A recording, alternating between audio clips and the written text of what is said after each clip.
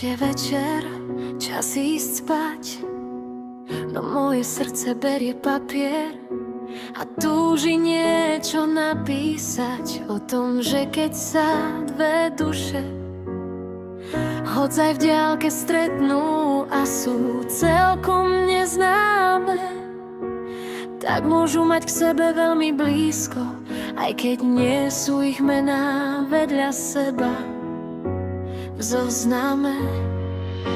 Tie slová, čo z jeho duše plynú, chceš počúvať do nemoty, lebo cítiš, že nejak zvláštne sú prepojené vaše svety.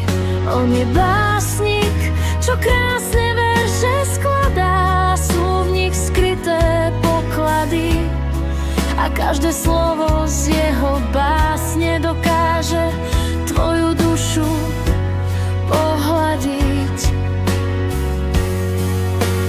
Každá jeho báseň má tak krásny šat, tie slová môžeš dookola počúvať.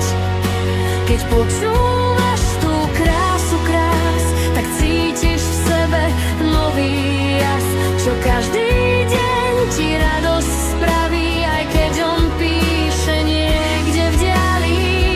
Ja píšem, čo mi moje srdce šepká, čo mi moje srdce vraví.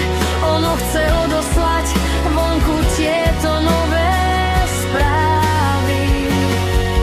On je básnik, čo krásne verše skladá, sú v nich skryté poklady a každé slovo jeho básne dokáže tvoju dušu pohľadiť, tak krásne pohľadiť.